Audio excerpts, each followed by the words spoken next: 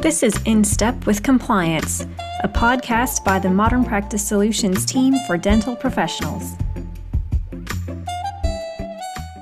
Welcome to In Step with Compliance, sponsored by Modern Practice Solutions.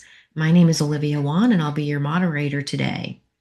In this discussion, we're focusing in on, is your office prepared for changes in the hazard communication standard in 2026? What do you need to know to comply with OSHA by July of this summer? So Terri, to kick us off, what are some things that you can remind us of?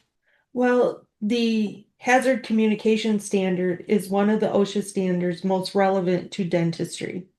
Essentially, it is the standard that requires employers to inform employees of the hazardous chemicals present in their workplace.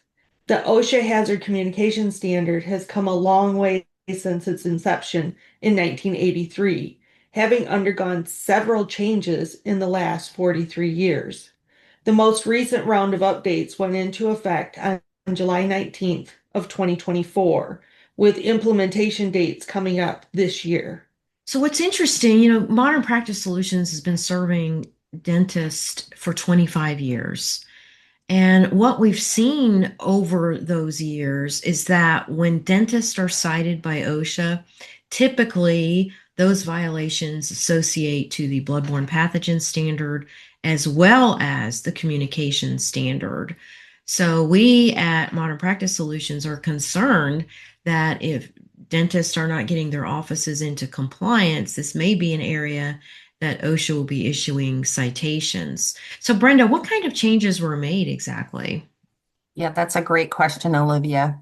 So the updates aim to align the U.S. Hazard Communication Standard with Revision 7 of the United Nations Globally Harmonized System. Practically, the law imposes several changes to chemical labeling and hazard classification. So they've updated health and physical hazard classifications, updated Appendix C of the HCS to align labeling elements and precautionary statements with the new classifications, and they've updated labeling requirements for certain products. Also updated sections 2, 3, 9, and 11 of the safety data sheets. So significant changes. Wow, thanks, Brenda, for enlightening us. So, Caitlin, how in the world will this affect dental offices? What's your thought? So, although dental offices don't manufacture chemicals, so some of these changes won't apply, they do handle and store them, which means that dental practices will be affected by the downstream effects of these changes. So, what you need to know as a dental practice are three priorities here. One, you need to download or otherwise make accessible updated safety data sheets for all chemicals available in your workplace. This must be done by July 19th, 2026 for substances and by January 19th, 2028 for mixtures. And remember that the manufacturer's implementation dates happen a little bit ahead. So these safety data sheets should be available by the time you need to have them on file.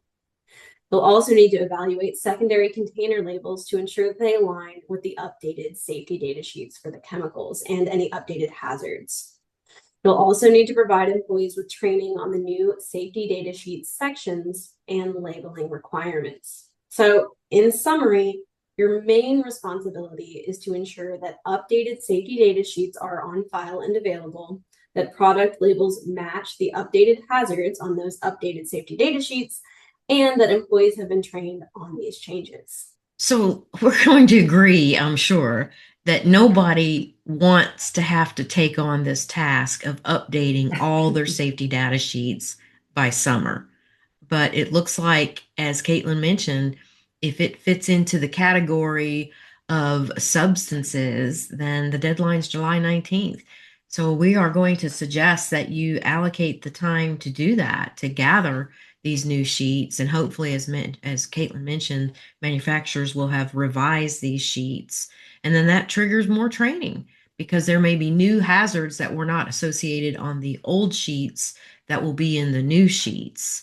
And we'll provide the resources for you so you can see the references that we have But we are already preparing dental practices for these changes, and we'll have the templates updated and revised to reflect those changes.